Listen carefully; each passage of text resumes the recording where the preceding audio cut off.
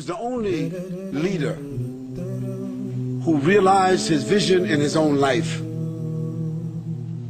He was born in Mecca as an orphan. He was raised in Mecca. He was driven out of Mecca.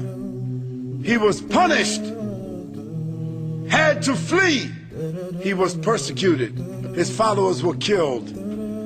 But Allah allowed him to come back 23 years later as a victor, as a conqueror. And when he came back, he gave everyone amnesty. He realized his vision. And after that, the Prophet ﷺ spread his message. He spread Islam throughout the peninsula of Arabia, so that Islam became established as a state, as a government. He was the ruler, but he was still eating and drinking and dressing the same way that he was doing as he was born and as he grew up.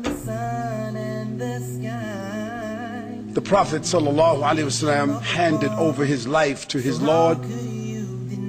He gave up his life to his Lord and passed on, sallallahu alaihi wasallam, 23 years after the revelation came to him. He was 40 when the revelation came. He was 63 when he passed away, sallallahu alaihi wasallam.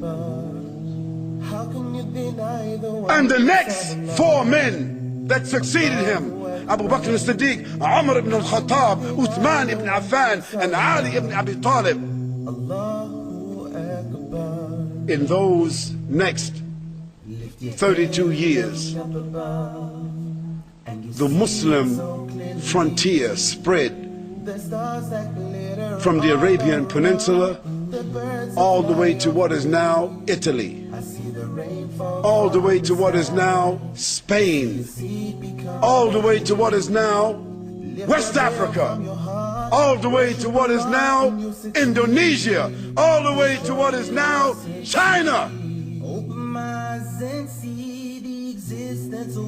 This is what Allah manifested from that man and from that message and from that revelation and from that inspiration, and that legislation still is in the earth today.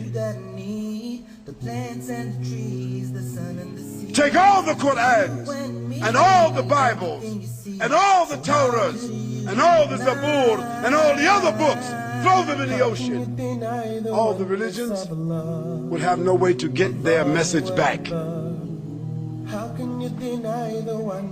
But because Allah caused that revelation that came to Muhammad sallallahu alaihi wasallam, that inspiration that came to Muhammad sallallahu alaihi wasallam, that legislation that is in the world today, every place Muslims gather, there's at least 1 or 2 or 3 that has memorized this book.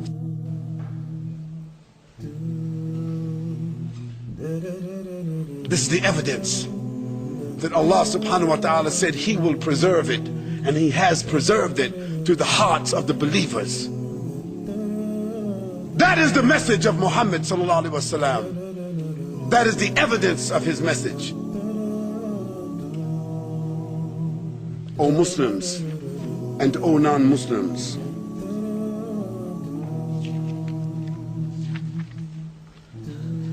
the Prophet Muhammad sallallahu alaihi wasallam was the only prophet that realized his vision, and he became the executive and the law preserver. He was not a law giver. No, the law came from Allah, but he was the executive that executed and guarded that law. Muhammad sallallahu alaihi wasallam, he taught the whole of humanity. He passed on his teaching so that the Quran was preserved and his Sunnah was preserved. We have with us today books like Sahih al-Bukhari, Sahih Muslim, Abu Dawood, Tirmidhi, Nasa'i.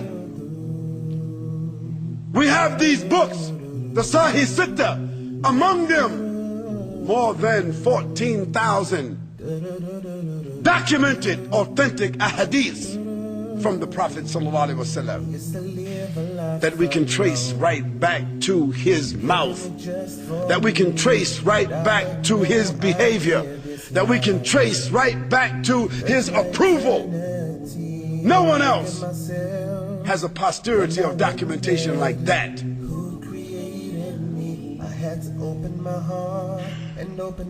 The Prophet ﷺ, without doubt, was the man who brought the most powerful message to this world. It's more than just chance. It's more than just coincidence.